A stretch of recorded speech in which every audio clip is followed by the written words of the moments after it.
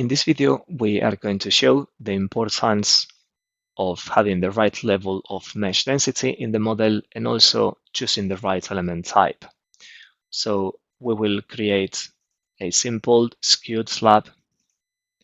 We're going to start defining 6 points at those coordinates. Those are my 6 points. Now we are going to define some surfaces through these points.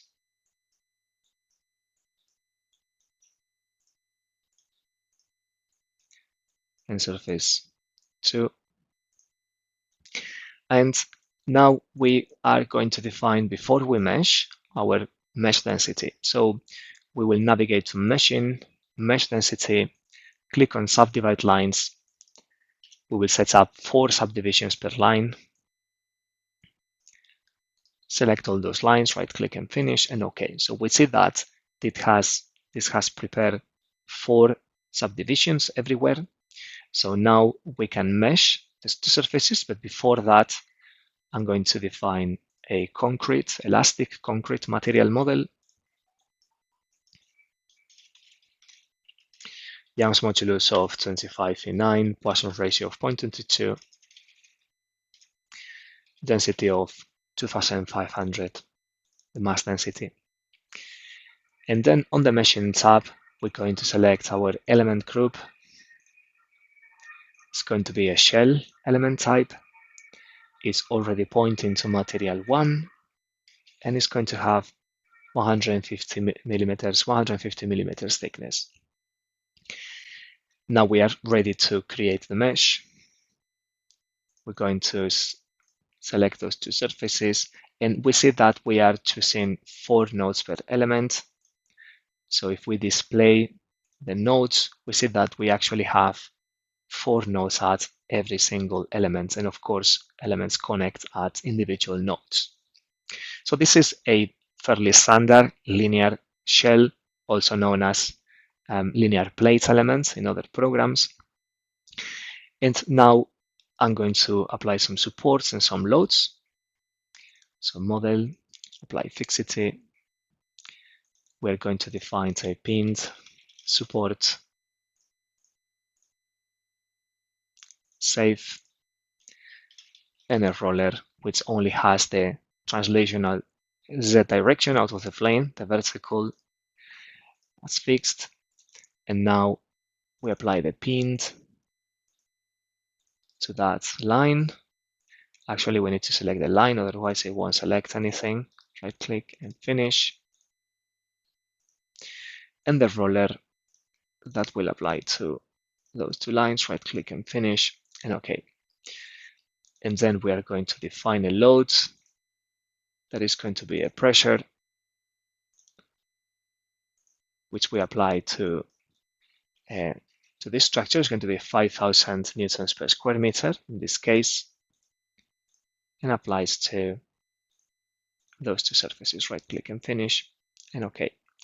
So we can plot the loads, and we see that it's actually been applied. So we are going to save the model as an IDB format, the interactive or interface binary file for ADINA user interface, and we are going to solve it.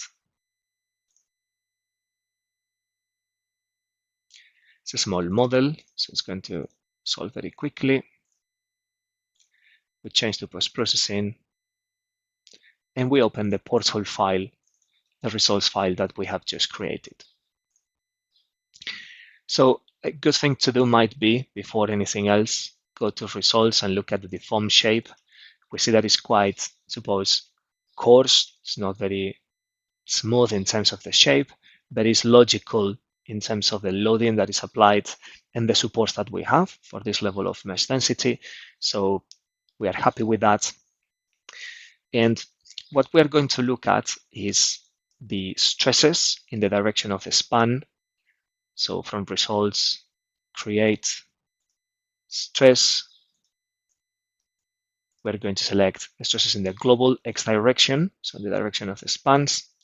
And this is what we get. So we see that we don't have well, I suppose we have big jumps between adjacent stresses, which shouldn't be in reality, which is probably an indication that the mesh is not fine enough. It's a bit coarse. The stresses do not look great. Each element can't cope with the stress gradient through himself. So the stresses are not very good.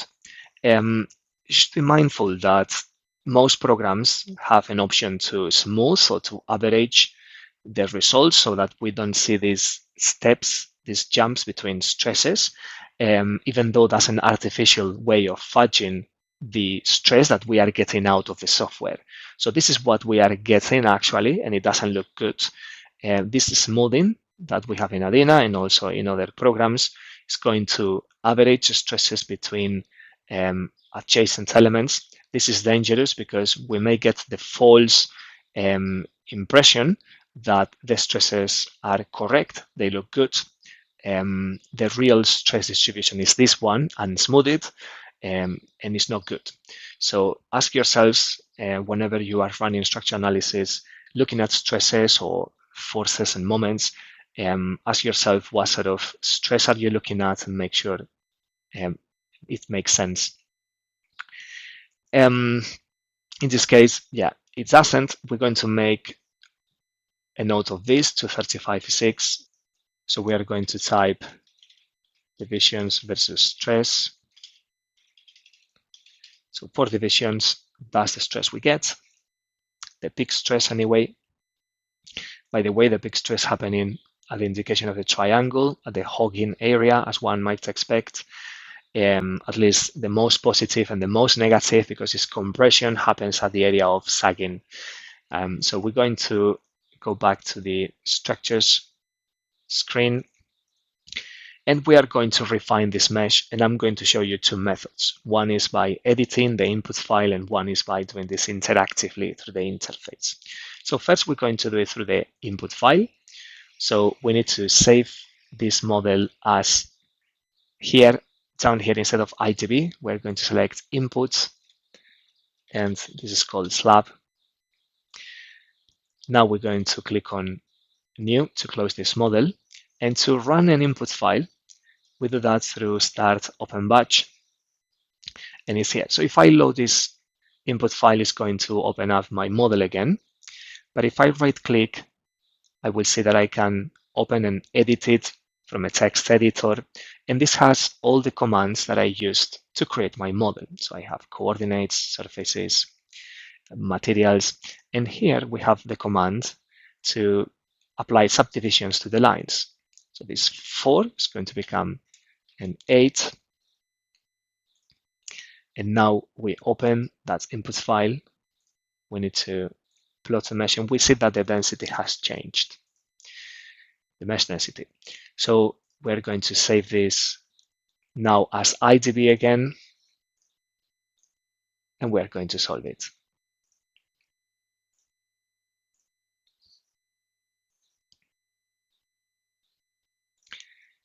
We can close, switch the post-processing mode, and open the portal file again.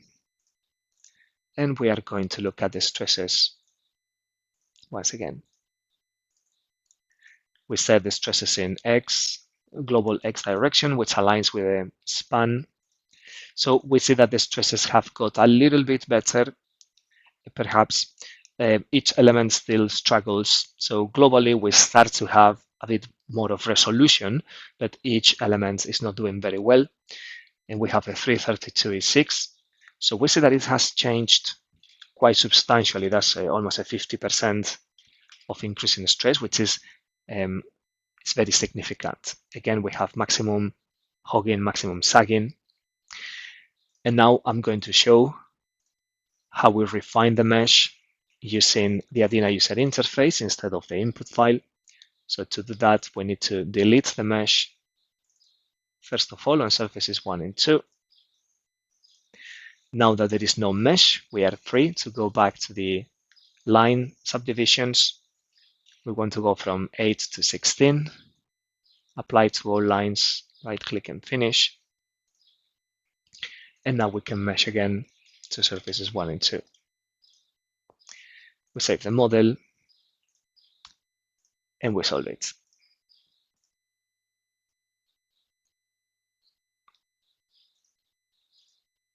Let's change once again to post-processing, and let's evaluate the stresses once again.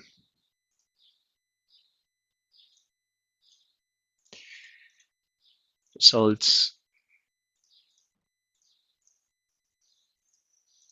And we see that the resolution starts to be, well, each individual element of resolution is the same, but globally, we start to have a better stress distribution, something more realistic, aligned with what we were expecting.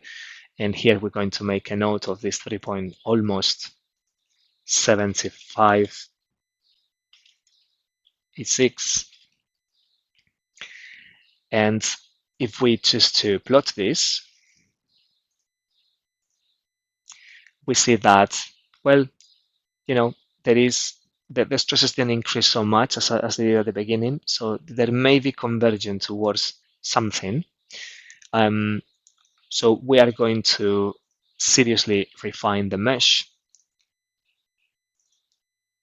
So we need to delete first. And let's apply, for instance, 64, something really fine. Double click there, select all lines, right click and finish. And okay, we are still meshing with 4 nodes per element. We're going to save and solve. This process we've done several times, so I'm doing it a bit faster than before. We see that it's taking a little bit long to solve that time step. Let's switch to post-processing mode. And let's plot the results once again. With stresses in X.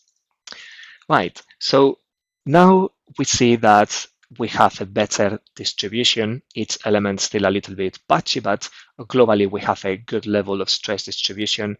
We make a note of 4.1E6.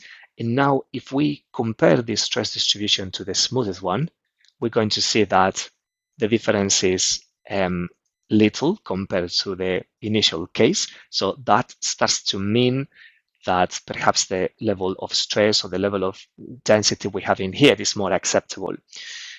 If we bring this 4.1E6 to our graph, we see that the stresses effectively seem to be convergent. This is a property of finite element analysis that as we refine the mesh, we should expect stresses to be convergent to the right answer. There is exceptions to this, of course, like singularities, which we are not discussing today, areas where we have very sharp changes of geometry and such likes, where this is only going to produce higher and higher and higher stresses, but that's called a singularity. In general, a property of the finite element analysis is that as we refine the mesh, the stresses should converge towards the right answer. So we want a good enough stress. We don't want to over refine the mesh because that would take too long to solve, but we don't want to under refine it either because results, as you can see, are unconservative in most cases. So it's taken us 64 divisions to get to an acceptable level of stress. Let's go back to the interface.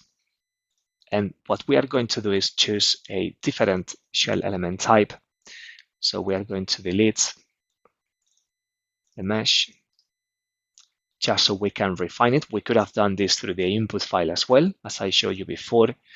We are going to set actually something relatively coarse, 6 subdivisions. Right click and finish.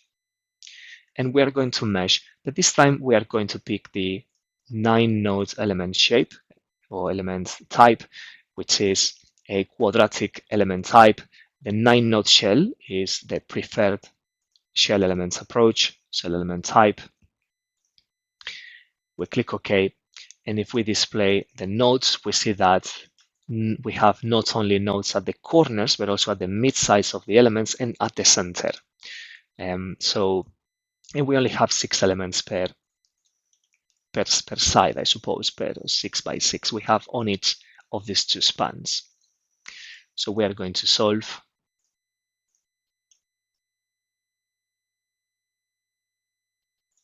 We click OK and close. We switch to the post-processing mode, open the results.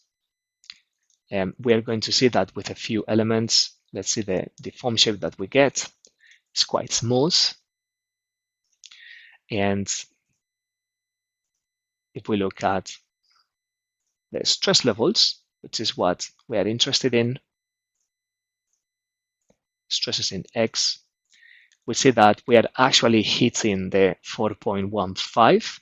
We have a very good and fine and smooth stress distribution without having to use this tool, which is artificially averaging results. And if we go to our table, we see that we are already in 4.15 E6. So we see that with only 6 elements, but of the 6 by 9 nodes, we are getting better results, almost the same, but even better than what we were getting with 64 divisions of the 4 node type. So in summary, we've seen the importance of the mesh density, having the right level of mesh refinement, and also choosing the right element type. Make sure you perform appropriate levels of mesh density convergence like this. And well, in case of doubt, don't hesitate to contact the ADINA technical support. Thank you very much for watching.